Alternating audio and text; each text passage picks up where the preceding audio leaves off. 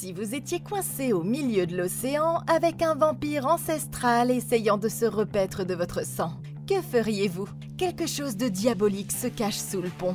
Et une fois que la nuit tombe, plus personne n'est à l'abri. Attrapez vite de l'ail, parce que je suis ici pour vous expliquer les erreurs commises, ce que vous devriez faire, et comment battre Dracula dans Le Dernier Voyage du Déméter. Il va y avoir plein de sang dans l'eau.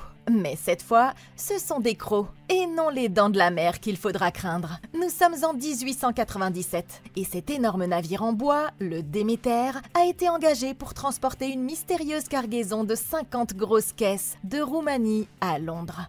Avant de partir, ils doivent recruter 3 marins supplémentaires, et le second, Wojciech, se rend à la taverne voisine pour rechercher de la chair fraîche. C'est là qu'il tombe sur l'anglais Monsieur Clemens, un médecin et astronome très cultivé qui souhaite rejoindre l'équipage. Mais il décide de prendre des hommes plus expérimentés à la place, se demandant pourquoi ce gars semble si pressé de rentrer dans son pays. Sur le quai, les Roumains qui ont apporté les caisses au port refusent d'aider l'équipage à les charger sur le navire, insistant sur le fait qu'ils doivent partir avant le coucher du soleil et souhaitant bonne chance aux hommes. Alors qu'il hisse une des caisses, ce vieil homme est comme hypnotisé quand il voit l'image d'un dragon noir peinte sur le côté, ce qui entraîne la chute de la caisse et manque d'écraser le petit-fils du capitaine, un jeune garçon nommé Toby. Heureusement, Clemens observe toujours la scène depuis le banc de touche et il écarte l'enfant du danger juste à temps. L'homme se précipite hors du bateau en disant que le dragon est de mauvais augure et en criant des avertissements au sujet du serpent du diable. Le Déméter se retrouve donc avec un poste vacant imprévu, et Clemens est finalement invité à se joindre à eux. Mais ce sera là sa plus grosse erreur. Une fois en mer, Toby fait visiter le navire à Clemens, lui présentant leur chien Huckleberry et le reste du bétail dans la cale. Dans les quartiers, il rencontre Joseph, un homme religieux qui travaille comme cuisinier sur le navire. Plus tard dans la soirée, les hommes sont réunis autour de la table et ils discutent de ce qu'ils vont faire de l'énorme quantité de pièces gagnées pour ce voyage. À ce moment-là, une énorme vague secoue le bateau et fait s'écraser quelque chose dans la cale. Clemens envoie Toby chercher le capitaine, pendant que lui va voir ce qui est tombé. Et c'est là qu'il trouve quelque chose que personne n'aurait pu imaginer. Une des caisses s'est ouverte et a laissé un énorme monticule de terre sur le sol. C'est étrange. Mais ce qui est encore plus inquiétant, c'est ce qu'il trouve enfoui à l'intérieur. Une jeune femme pâle, à demi consciente, à peine capable de respirer, mais visiblement encore accrochée à la vie. Clemens se précipite à l'étage, étend la femme sur une table et détermine qu'elle aura besoin de transfusion sanguine s'ils veulent qu'elle vive. Bien que l'équipage ait plutôt l'intention de la jeter dans l'océan comme n'importe quel autre passager clandestin, le capitaine accepte de la laisser rester, à condition que Clemens soit le seul responsable de sa survie. Une fois qu'il a réussi à la stabiliser, ils installent la femme temporairement dans une chambre jusqu'à ce qu'elle soit complètement rétablie. Et Clemens laisse Toby veiller sur elle, l'avertissant de crier si les autres leur posent des problèmes. Ils ne le réalisent pas encore, mais les ennuis sont déjà à bord, et leur pire cauchemar est sur le point de commencer. Ok, cet équipage doit être prudent. Il pourrait penser que l'apparition de cette femme étrangement exsangue n'est rien d'autre qu'une coïncidence. Mais la vérité, c'est qu'ils sont sur le point d'être plongés dans la tourmente. Les premiers signes avant-coureurs sont déjà apparus sur le quai avant même qu'ils ne partent en haute mer. Wojciech se demandait pourquoi Clemens voulait à ce point retourner en Angleterre, alors que ce qui aurait dû attirer son attention, ce sont les agissements des gens de la région. Non seulement les manutentionnaires qui ont transporté les caisses ne voulaient pas s'en approcher après le coucher du soleil, mais ils ont même payé l'équipage du navire plus cher que ce qu'ils devaient toucher pour faire ce travail, juste pour qu'ils quittent la ville le plus vite possible. Et puis, il y a le borgne qui a complètement pété les plombs dès qu'il a vu l'image du dragon peinte sur la cargaison. Moins de 20 minutes plus tôt, cet homme suppliait presque le second de faire partie de l'équipage. Mais quand il a compris ce qu'ils allaient transporter, son attitude a changé et il est devenu le genre de type qui se tient à l'angle de la rue et qui porte une pancarte sur laquelle on peut lire « La fin est proche ». Au vu de ses vêtements en lambeaux et de son empressement à accepter un travail potentiellement dangereux comme celui de travailler sur un voilier, on peut facilement assumer qu'il n'aurait pas laissé passer l'occasion s'il n'avait pas cru sincèrement que ce qui se trouvait dans ces boîtes signifierait la mort pour chacun d'entre eux. Et bien que les membres de l'équipage puissent penser qu'il est complètement cinglé sur le moment, il aurait probablement été judicieux de se demander ce qui aurait pu provoquer ce genre de réaction et de vérifier à nouveau le manifeste pour y déceler d'éventuels signaux d'alarme avant de se lancer dans la traversée. Ce qui nous amène à notre passagère clandestine atteinte d'une maladie inexplicable. Étant donné que la femme avait manifestement besoin de soins médicaux sans quoi elle allait mourir, la priorité de Clemens était de se concentrer sur le traitement de sa condition. Mais en tant qu'homme aux commandes, le capitaine Elliot aurait dû immédiatement envoyer certains membres de son équipage vérifier le reste des caisses, pour s'assurer qu'il n'y avait pas d'autres mauvaises surprises. Après tout, pourquoi diable une personne saine d'esprit mettrait-elle une jeune femme comateuse dans une caisse, la couvrirait-elle de terre et l'expédierait-elle de Roumanie en Angleterre pour commencer ? Pour moi, c'est déjà une raison suffisante pour ouvrir toutes les boîtes à bord et voir ce qui s'y cache. Enfin, pendant que Clemens prodiguera à cette femme des soins médicaux, il devrait aussi examiner le reste de son corps à la recherche d'indices sur ce qui aurait pu causer son état. Non seulement ça l'aiderait à se faire une meilleure idée du traitement dont elle a besoin, mais il trouverait aussi plusieurs blessures suspectes en forme de bouche sur son cou. Certes, ça ne constituerait pas encore une preuve irréfutable de la présence d'un vampire à bord pour quiconque préfère les explications plus logiques, mais d'autres signes annonciateurs s'accumuleraient certainement, ce qui leur aurait permis de décider de faire demi-tour et de rebalancer la cargaison au port avant qu'il ne soit trop tard. Mais maintenant que la nuit est tombée et qu'ils sont déjà loin de la civilisation, il est temps pour leur invité nocturne de faire son premier pas dans la lumière.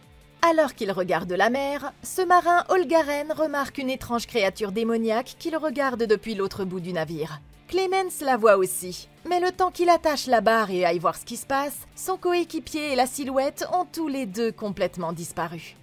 Tout à coup, Olgaren l'attrape par l'épaule, convaincu que quelque chose d'inhumain est monté à bord. Pendant ce temps, dans la cale, Joseph trébuche sur un gros truc dissimulé dans l'obscurité. C'est Huck, ou ce qu'il en reste. Lui et tout le bétail ont été déchiquetés comme s'il s'agissait d'une bête assoiffée de sang.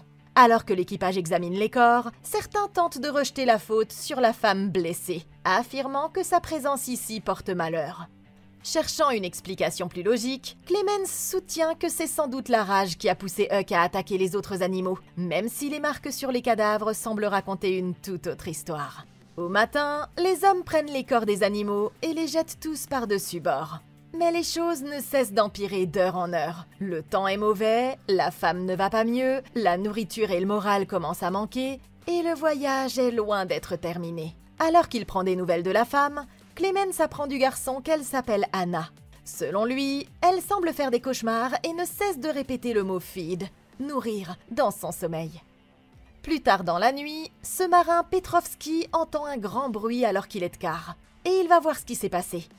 Il cherche sur le pont et s'aperçoit que quelque chose de puissant a traversé un des panneaux d'écoutille depuis le fond du navire. Bien que le coupable ne soit pas en vue, il entend soudain un étrange grognement dans un coin, et il voit une silhouette glabre et blafarde sortir de l'ombre en se traînant.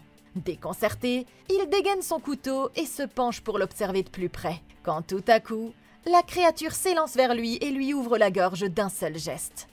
Alors qu'il gît sur le sol et se vide rapidement de son sang, la créature le maintient au sol et enfonce ses dents dans son cou, aspirant le sang de sa blessure avant de l'entraîner au loin pour pouvoir continuer à se nourrir dans un endroit à l'abri des regards.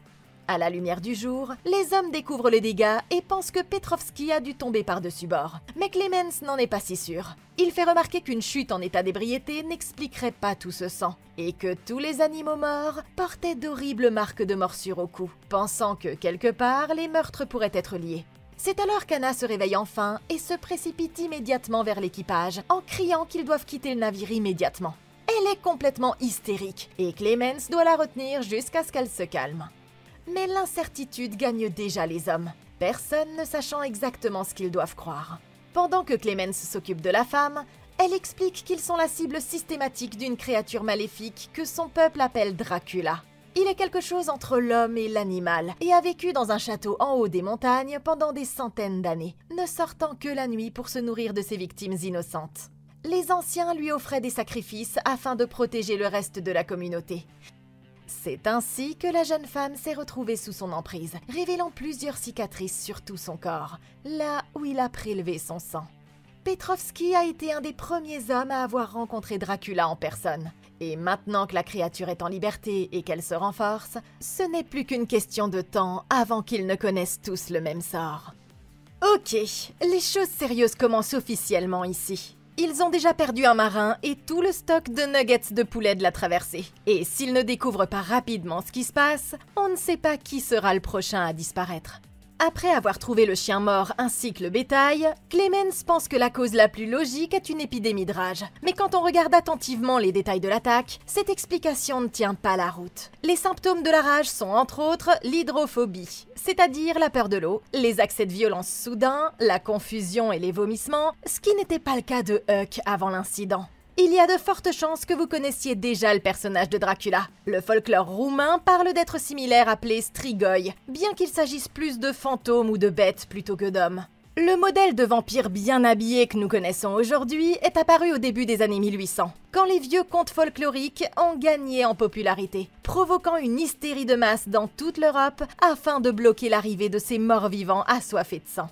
Des plantes comme l'ail ou des objets sacrés comme l'eau bénite étaient souvent utilisés. Quand il fallait prendre des mesures plus radicales, on plantait un pieu en bois ou en métal dans le cœur du vampire présumé, et si aucune autre méthode n'était efficace, on recourait à la décapitation, voire à l'incinération complète. Si vous vous retrouvez un jour coincé sur un navire avec un vampire comme ce pauvre Clemens, au moins vous saurez quoi faire, si vous parvenez à survivre à la nuit en tout cas.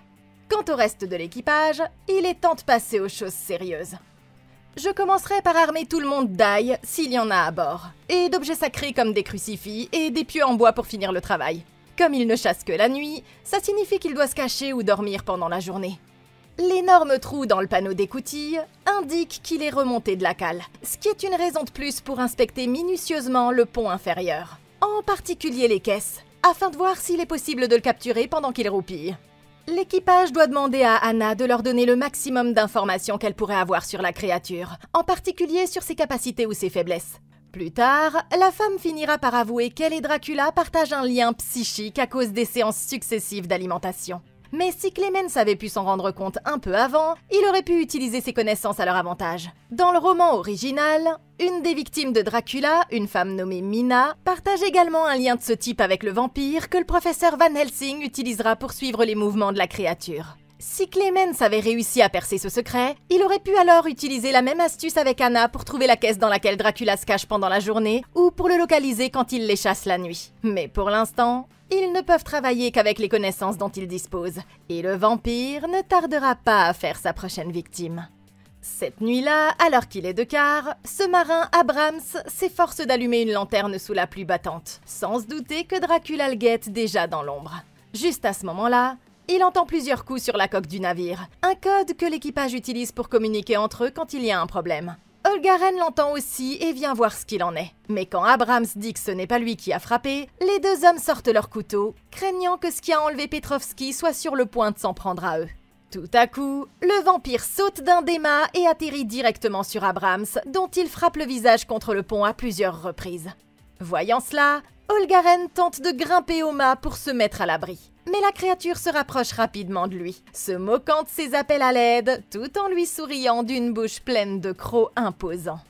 Un peu plus tard, les autres se réveillent alors que le navire est battu par des vagues puissantes. Et ils remarquent immédiatement qu'il n'y a personne à la barre. Après avoir repris le contrôle de la situation, ils fouillent le pont à la recherche des hommes disparus et découvrent Olgaren, immobile et perdant son sang au sommet du gréement. Il est toujours vivant, quoique rendu fou par ce qu'il a vu, et il porte les mêmes horribles marques de morsure au cou. Les hommes attachent Olgaren à une table, pendant que Clemens s'occupe de ses blessures, puis réalisent enfin qu'ils se font tous attaquer l'un après l'autre. Pour assurer leur sécurité, le capitaine ordonne qu'ils se munissent d'armes, qu'ils travaillent par équipe de 2 à chaque quart, et qu'ils commencent à fouiller le navire de fond en comble. Au coucher du soleil, les hommes commencent à s'inquiéter. Ils n'ont trouvé aucun signe de la créature et savent qu'il reste peu de temps avant qu'elle ne revienne. Le capitaine les rejoint sur le pont, laissant Toby dans ses quartiers, la porte fermée à clé, où il pense que le garçon sera en sécurité. À ce moment-là, l'homme blessé se met à convulser sauvagement et ses yeux deviennent blancs à mesure qu'il tombe sous l'emprise du vampire. Toby entend un bruit et décide d'aller voir ce que c'est. Il se fraye un chemin à travers une porte fermée et pénètre dans la cale où il trouve Olgaren debout et en train de marcher. Au début, ça semble être une bonne nouvelle. Mais quand l'homme se penche en avant et lui attrape l'épaule, Toby se rend compte trop tard que quelque chose ne va pas du tout. Olgaren l'attrape par le col et commence à l'entraîner plus profondément dans les ténèbres. Heureusement, il réussit à s'échapper quand son manteau se déchire, et il se presse à travers la porte et s'enferme à nouveau dans les quartiers du capitaine, juste à temps. Toujours à sa poursuite, Olgaren commence à frapper la porte avec sa tête, faisant un trou dans la porte, tandis que le garçon se met à l'abri sous une table. Dès qu'il entend le bruit, Clemens se précipite pour voir ce qui se passe. Et Olgaren attaque immédiatement, tandis que les autres marins se précipitent pour le retenir. Bien que du renfort se trouve à l'extérieur, Toby réalise tout à coup que les membres d'équipage infectés sont sur le point d'être le cadet de ses soucis. Là, accroupi dans l'obscurité, dans un coin de la pièce, se trouve Dracula en personne. Les hommes voient la créature à travers le trou de la porte, mais ils sont incapables de l'aider, à moins qu'ils ne parviennent à passer d'une façon ou d'une autre.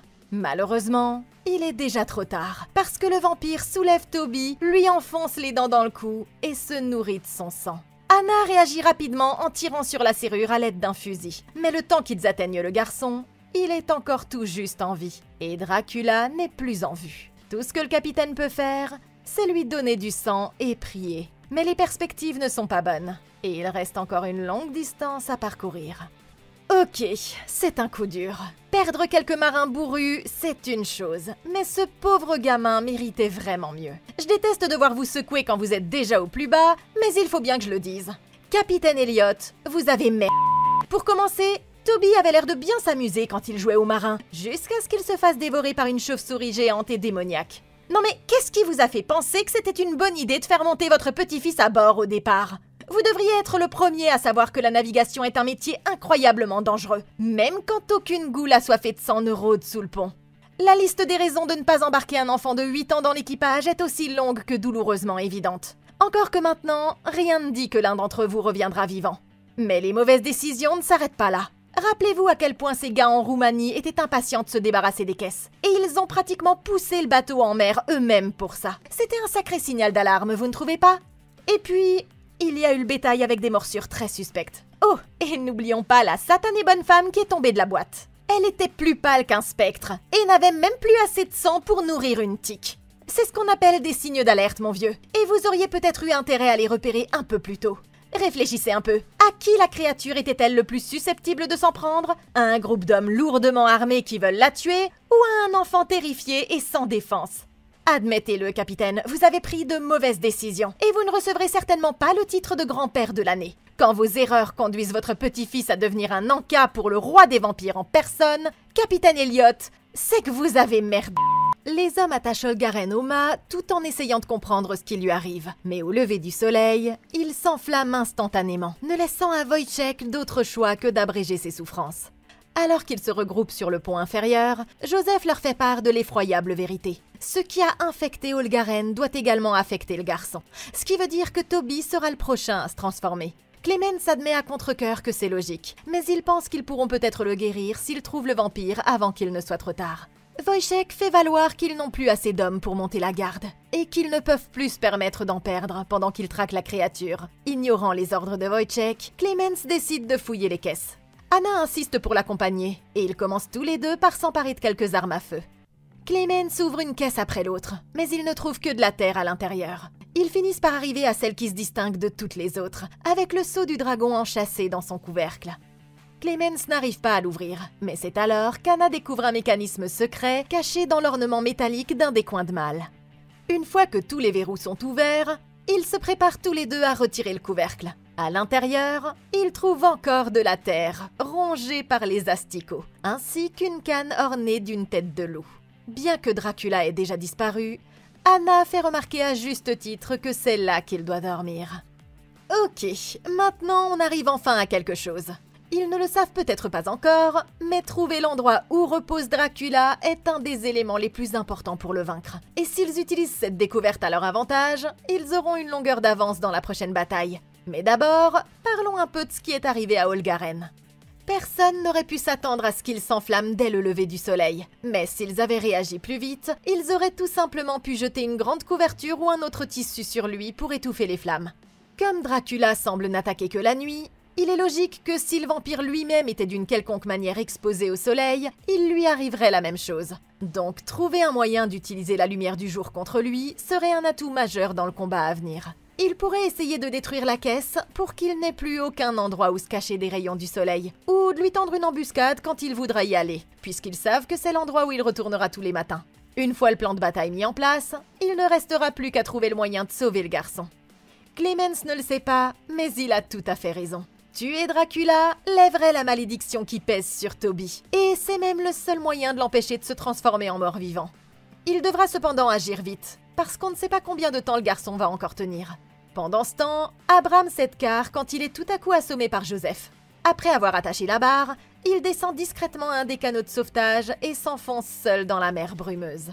Il est à peine plus loin qu'il entend quelque part dans le ciel le battement régulier d'ailes gigantesques. Horrifié, il se met à prier pour sa vie. Mais c'est alors que Dracula débarque sur le bateau juste derrière lui, souriant d'une oreille à l'autre devant ce repas facile.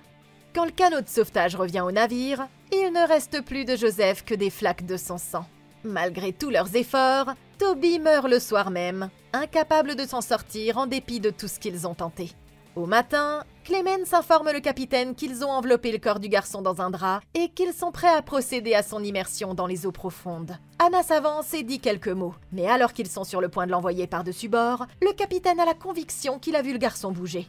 Il écarte les hommes, se penche vers le bas et retire le drap pour jeter un dernier coup d'œil. Les yeux du garçon s'ouvrent aussitôt. S'agrippant à ses poignets, il se relève et s'enflamme aussitôt, hurlant de douleur et brûlant gravement le capitaine. Clemens jette le garçon à l'eau et son corps disparaît sous la surface, enfin libéré de la malédiction du vampire. Il ne leur reste plus qu'1 jour avant d'atteindre Londres, mais s'ils veulent y arriver vivants, ils doivent absolument mettre sur pied un plan. Wojciech veut se barricader dans la cabine et attendre, convaincus qu'ils pourront utiliser leurs armes pour repousser le vampire s'il le faut. Anna fait remarquer que la créature ne craint pas leurs armes et qu'elle pourrait facilement les tuer tous en même temps si elle le voulait. La seule raison pour laquelle elle ne l'a pas encore fait, c'est parce qu'elle voulait les garder en vie pour pouvoir s'en nourrir. Mais étant donné que le port approche dangereusement, leur utilité est sur le point de disparaître. Il ne leur reste donc plus qu'une seule option. Tuer le vampire en lui tendant un piège et faire couler le Déméter avant qu'il ne touche terre. Furieux à l'idée de perdre son navire, Wojciech accepte à contre-cœur, mais à condition que, quand le moment sera venu, ce soit lui qui le fasse. Comme la nuit approche, l'équipage se met rapidement au travail pour faire les préparatifs nécessaires. Après avoir utilisé Anna comme appât, ils vont abattre Dracula d'un coup de fusil depuis le haut du nid de pie, avant de couler le navire, de s'enfuir sur le dernier canot de sauvetage et d'envoyer son cul maléfique dans le casier de Davy Jones. Les préparatifs étant terminés, il ne reste plus qu'à prendre des nouvelles du capitaine. Quand Clemens lui annonce qu'ils ont l'intention d'abandonner le navire, il sort un revolver et avoue qu'il a entendu la voix de Dracula dans sa tête. La créature lui a promis de lui rendre Toby, mais seulement s'il parvient à ramener le navire à terre. Quand il est sur le point de tirer, Anna s'interpose et il tourne lentement le revolver vers elle, comme s'il était possédé. Sans crainte, elle réduit la distance et l'avertit que le vampire ne fait qu'utiliser le souvenir de Toby comme méthode de manipulation. Et elle le convainc de déposer son arme et de reprendre le contrôle de son propre esprit. Mais le capitaine ne veut pas abandonner son navire et il dit qu'au lieu de ça, il le dirigera le plus loin possible en haute mer, de sorte que quand il coulera, Dracula ne pourra jamais atteindre Londres ni faire d'autres victimes innocentes. Ok, c'est un plan efficace, mais s'ils veulent vraiment s'assurer que Dracula ne frappera plus jamais, ils devront faire les choses de la manière forte et confirmer la mort. Dracula a beau être incroyablement puissant, il n'est pas totalement imperméable aux attaques physiques. En effet, dans le roman, Dracula est finalement vaincu quand il est simultanément décapité et transpercé d'un pieu en plein cœur, ce qu'il réduit en poussière. Bien sûr, Clemens et son équipe n'ont aucun moyen de connaître ces détails exacts, mais le bon sens veut que la décapitation fasse presque toujours l'affaire. Et s'ils ont déjà prévu d'attirer le vampire dans un piège et de le blesser, pourquoi ne pas profiter de l'occasion pour vraiment finir le boulot? Avant le début du combat, un des hommes devra s'armer d'une hache, tandis qu'un autre préparera plusieurs grands pieux à partir de n'importe quel bois ou métal tranchant qu'il aura à sa disposition. Une fois que Dracula aura été blessé et qu'ils seront prêts à s'enfuir, ils couperont la tête de cet enfoiré et le poignarderont en plein dans son vieux cœur décrépit, pour le renvoyer directement en enfer, là où il devrait être. C'est risqué, bien sûr, mais il n'y a aucune garantie que leur plan initial fonctionne, et au moins de cette façon, ils le tueront pour de bon ou mourront en essayant de le faire. Puisqu'ils vont très probablement finir par mourir de toute façon, c'est maintenant qu'il faut sortir le grand jeu. L'heure de l'affrontement final a sonné. Et l'équipage a une dernière chance d'arrêter Dracula avant qu'il n'atteigne le rivage et de sauver d'innombrables futures victimes s'ils parviennent à faire le boulot. Cette nuit-là, l'équipage attend l'arrivée de la créature, alors que les côtes anglaises se profilent déjà à l'horizon. Un brouillard d'un autre monde enveloppe le bateau, s'insinuant sur les ponts et empêchant de voir à plus d'1 mètre devant soi. Inquiet, Clemens demande à Anna de se cacher avec le capitaine sur le pont inférieur. Mais la femme explique qu'elle et Dracula partagent un lien psychique après tant d'années passées ensemble. Il viendra à elle, quel que soit l'endroit où elle tentera de se cacher. Elle n'a donc d'autre choix que de rester sur ses positions et d'en finir une bonne fois pour toutes. Bien sûr, la créature sort de sa cachette et les suit silencieusement depuis la lisière du brouillard. Cependant, quelque chose ne va pas, et Anna sent que Dracula est conscient de leur piège. Tout à coup, il s'agrippe à la corde attachée autour de la taille d'Abrams, le tire hors du nid de pie et lui tranche la gorge en plein vol, laissant son corps sans vie pendre du gréement. Paniqué, Wojciech commence à redescendre sur le pont, mais il s'arrête net quand il entend le bruit des ailes de la créature tournoyer autour de lui.